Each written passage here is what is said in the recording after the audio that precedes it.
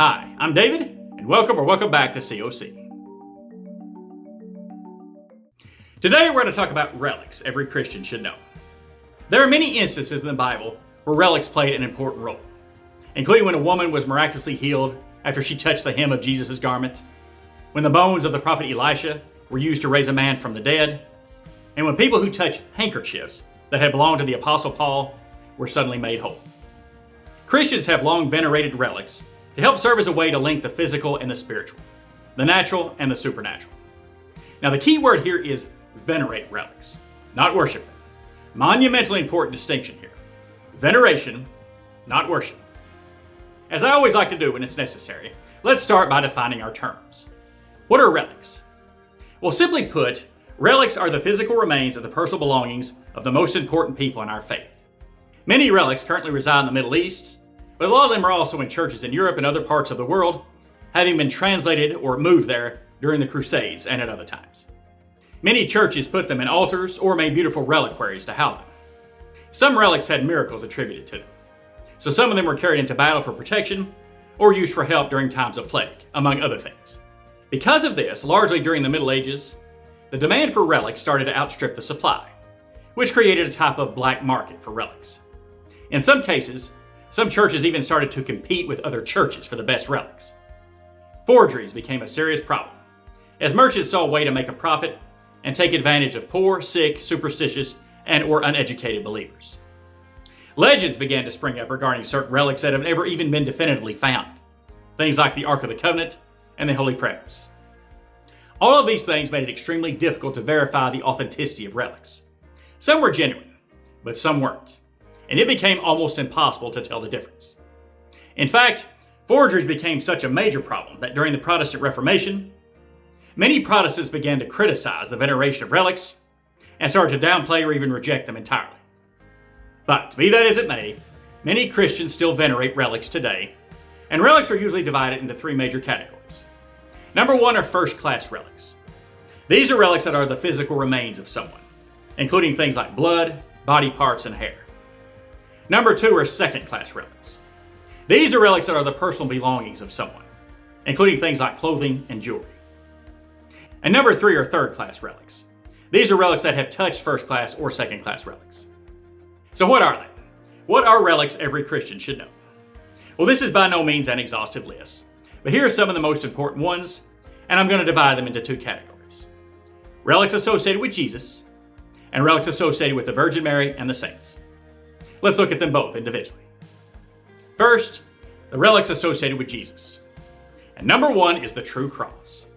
This is the most revered Christian relic in the world because it's, of course, the cross upon which Jesus was crucified.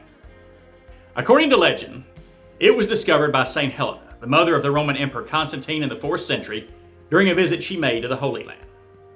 St. Helena took the cross and had it broken down into different pieces, and then sent the pieces to churches all over the world. Many churches today claim to have a piece of the true cross. Next up is the Holy Cradle. This is also called the Holy Crib or the Sacra Culla, and it is the manger baby Jesus laid in after he was born. According to legend, it was discovered by St. Justin Martyr in the 2nd century, and like the true cross, it was broken down into different pieces, and the pieces were then sent to churches all over the world. And also like the true cross, some churches today claim to have a piece of the Holy Cradle. And get this, a cathedral in Germany today claims to have relics of the Magi who visited Jesus after he was born. Next up is the image of Edessa. This is also called the Mandilion, and it's a small cloth believed to bear the image of Jesus' face. According to legend, King Abgar of Edessa sent a letter to Jesus one day and asked Jesus to come heal him of an illness. Jesus didn't go, but he pressed his face into this cloth and then sent the cloth with the apostle Jude to the king. The king was given the cloth and was healed instantly. The image of Edessa was originally kept at the church in Constantinople and then another church in Europe, but unfortunately, it was either lost or destroyed later during the French Revolution. One other thing to mention here. The image of Edessa is an example of what is called a karyopoieta, which is a Greek word that means made without hands because it was miraculously created. In other words, it wasn't created by a person, at least not a mortal person.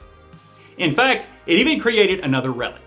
Many years later, it was hidden behind a tile in a church to keep it from being destroyed, and the tile it was hidden behind now known as the Caramion or the Caramidion, also now bore the image of Jesus. Next up is the Holy Grail. This is the cup or the chalice Jesus used at the Last Supper when he instituted the Eucharist, also known as Holy Communion or the Lord's Supper. According to legend, it was also used to catch his blood during his crucifixion. Later legends said it could give eternal youth and prosperity to anyone who drank from it.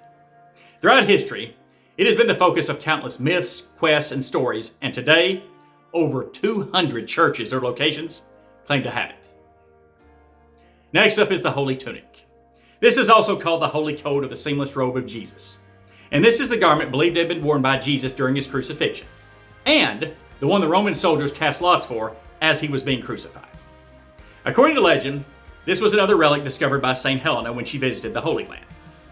3 different churches claim to have the Holy Tunic today. One in France, one in Germany, and one in the former Soviet Republic of Georgia. Next up are the Holy Stairs. This is also called the Scala Sancta, and it is believed to be the staircase Jesus walked up during his trial before Pontius Pilate. It's another relic believed to have been discovered by St. Helena, and Christians are able to walk the Holy Stairs today, kneeling in penance as they make their way up the 28 marble steps. The Holy Stairs are kept today in the Archbasilica of St. John Lateran in Rome. Next up is the Column of the Flagellation. This is the pillar where Jesus was beaten and tortured before his crucifixion. It's another relic discovered by St. Helena, and it's a reminder of the suffering Jesus went through before he went to the cross. At least 4 different churches or locations claim to have the Column of the Flagellation today. Next up is the Crown of Thorns. This is what Jesus wore during his crucifixion. It's another relic discovered by St. Helena, and it was originally sent to the church in Constantinople. However, during the Middle Ages it was moved to France, and it is now kept in the famous Cathedral of Notre Dame in Paris today. Next up is the Veil of Veronica. This is also sometimes called the Manopello image, and according to legend, as Jesus was carrying the cross to Mount Calvary, a woman named Saint Veronica was in the crowd and walked over to wipe his face with a cloth. After she wiped Jesus' face, his image was imprinted on the cloth. This relic is now kept at St. Peter's Basilica in Rome today. Next up are the Holy Nails. These are the relics believed to be the nails used to nail Jesus to the cross. These are more relics discovered by St. Helena, and they were sent to several places, including to her son Emperor Constantine, and also to several churches. Over 30 churches today claim to have at least one of the holy nails. Next up is the Holy Sponge.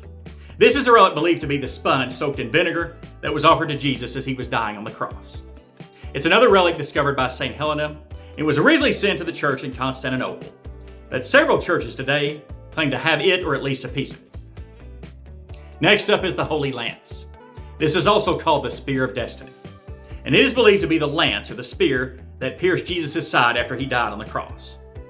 According to legend, the Roman soldier who stabbed Jesus was a man named Saint Longinus, and he was almost completely blind. However, after he stabbed Jesus and the blood of Christ fell on him, he was healed and later became a Christian. At least 4 different churches claim to have the Holy Lance today. Next up is the Holy Blood of Bruges. This is a relic that is a vial believed to contain drops of Jesus' blood that were collected during his crucifixion.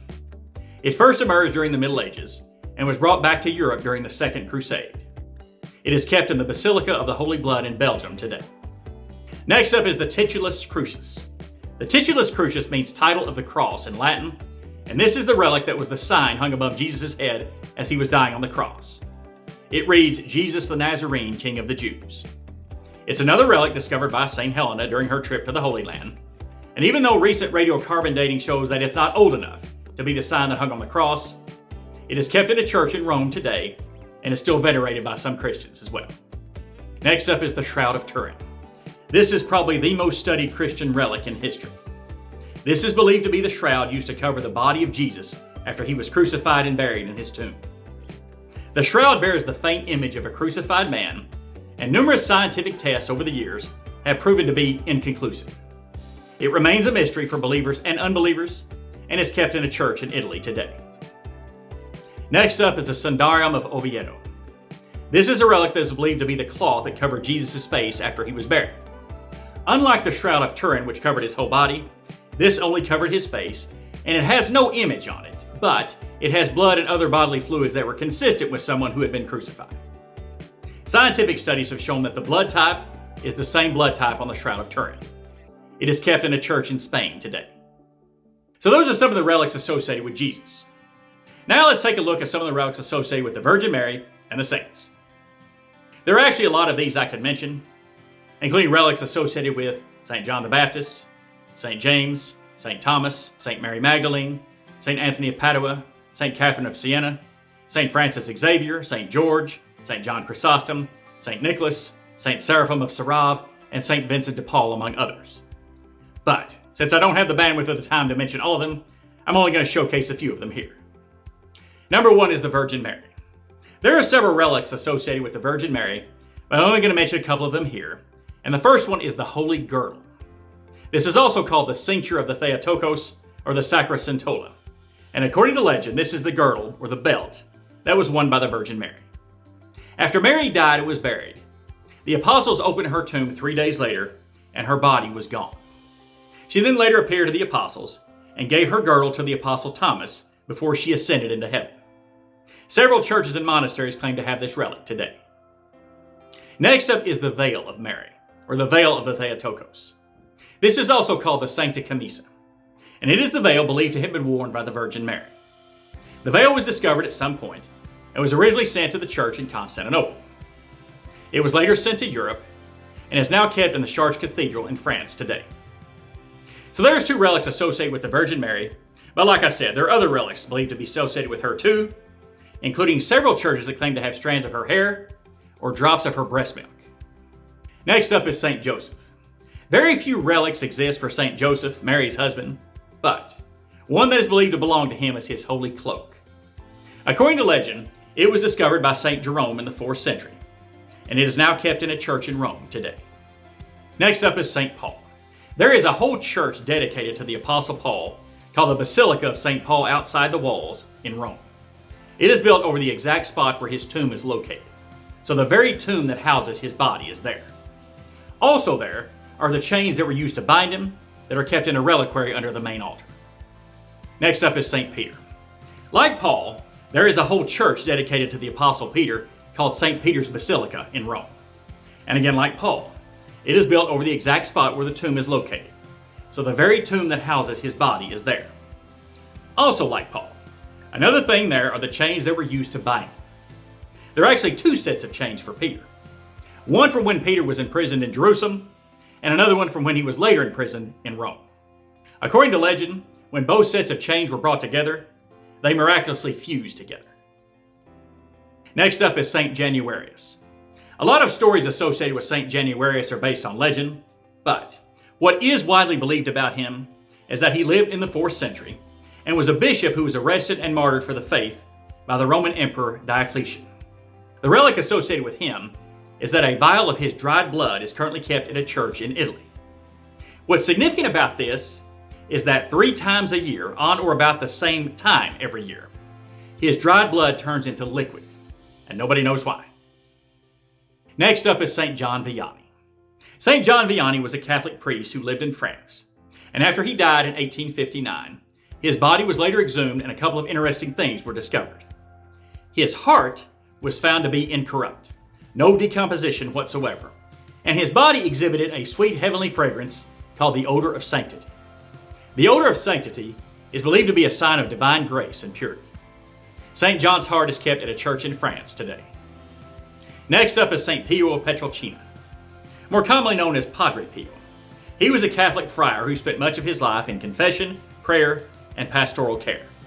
After he died in 1968, his body was later exhumed and his entire body, not just his heart, was found to be incorrupt, and it also exhibited the odor of sanctity. In recent years, his body has started to show some signs of decomposition, but it is still in fair condition and very well preserved. Next up is St. Teresa of Avila.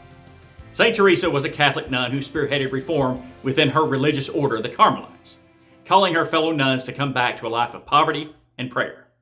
After she died in 1582, her tomb was later opened and her body was also found to be corrupt and exhibit the odor of sanctity. Her monastery was also reported to smell like roses.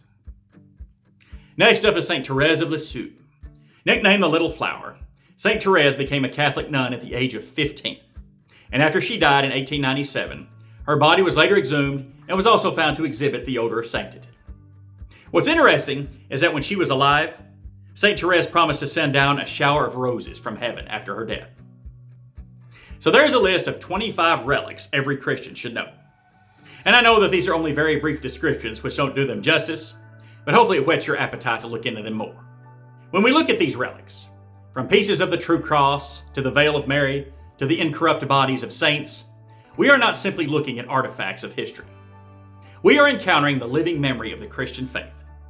Like I said earlier, forgeries are also a problem, so not all of them can be 100% verified. But they still serve an important purpose because they still serve as a way to link the physical and the spiritual, the natural and the supernatural. The Christian faith has always proclaimed that creation is good, and relics are a testimony to that truth. And don't forget, when we venerate the crown of thorns, or the shroud of Turin, or the chains of St. Paul, we are not worshiping these relics. We are worshiping the God who used them to bring about salvation. I hope you enjoyed this because that's all I've got for now. Be sure to like, share, and subscribe. Stay faithful, stay devoted, and stay convinced of Christianity.